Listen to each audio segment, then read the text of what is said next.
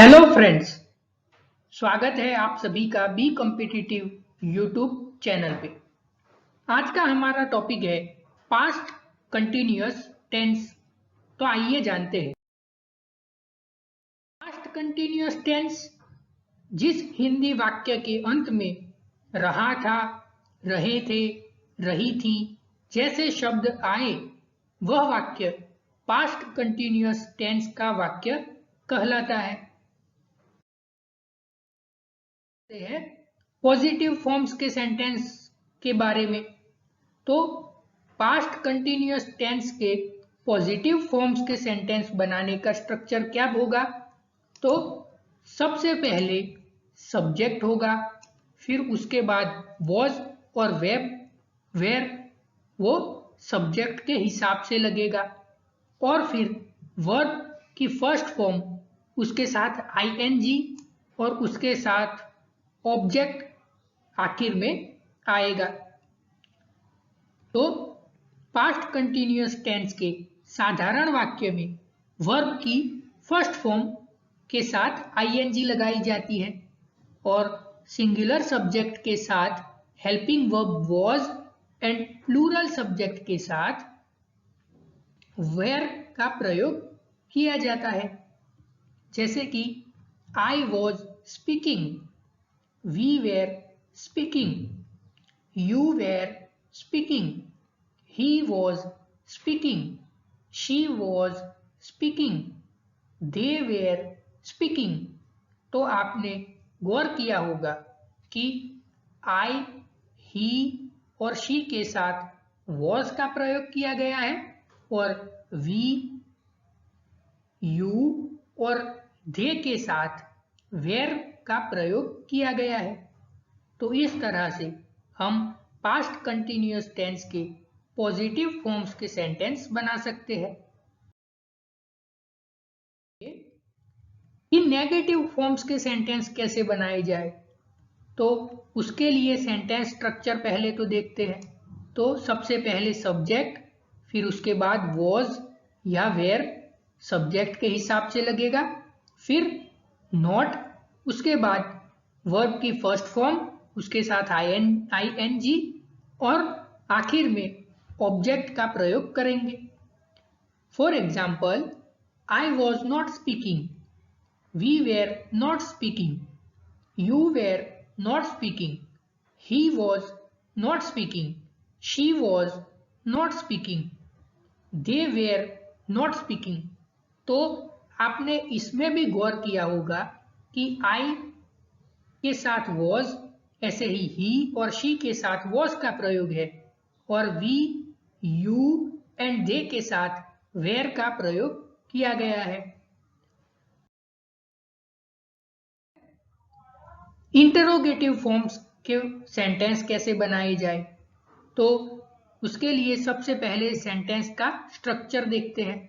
तो सबसे पहले वॉज या वेयर सब्जेक्ट के हिसाब से लगेगा, फिर उसके बाद सब्जेक्ट, उसके बाद वर्ब की फर्स्ट फॉर्म के साथ आईएनजी, उसके बाद ऑब्जेक्ट और उसके बाद क्वेश्चन मार्क, क्योंकि ये इंटरोगेटिव फॉर्म्स के सेंटेंस बनाने जा रहे हैं हम। तो इस तरह से सेंटेंस स्ट्रक्चर बनेगा। तो कुछ एग्जाम्पल देखते हैं। Was I speaking, were we speaking, were you speaking, was he speaking, was she speaking, were they speaking। इस तरह से हम इंटरोगेटिव फॉर्म्स के सेंटेंस बना सकते करते हैं नेगेटिव इंटरोगेटिव फॉर्म्स के बारे में।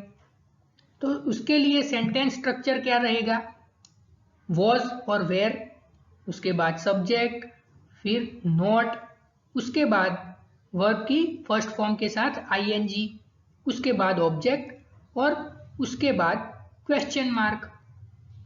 तो कुछ एग्जाम्पल देखते हैं।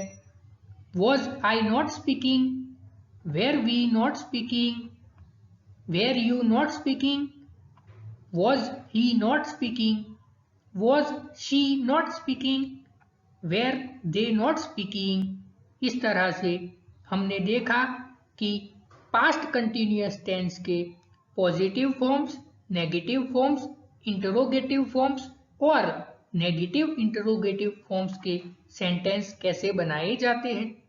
अब कंटिन्यूअस टेंस के यूजेस के बारे में, तो पास्ट कंटिन्यूअस टेंस का सबसे पहला यूज है पास्ट एक्शन। जो एक्शन मतलब कि जो बीते समय में कुछ देर तक चले रहे किसी कार्य को बताने के लिए किए जाते हैं। कार्य होने का समय दर्शाया भी जा सकता है और नहीं भी दर्शाया जाता है, जैसे कि the light went out at 9 PM, तो इसमें कार्य का समय भी दर्शाया गया है। For example, she was writing a letter yesterday morning, तो इस तरह से पास्ट कंटिन्यूअस टेंस का प्रयोग करते हैं।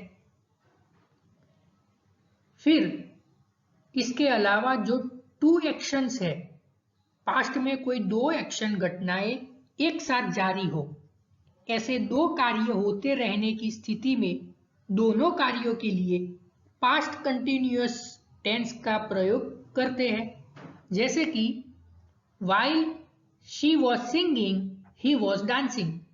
इस सेंटेंस में जब वो सिंगिंग यानी कि गाना गा रही थी तब वो डांस भी कर रही थी।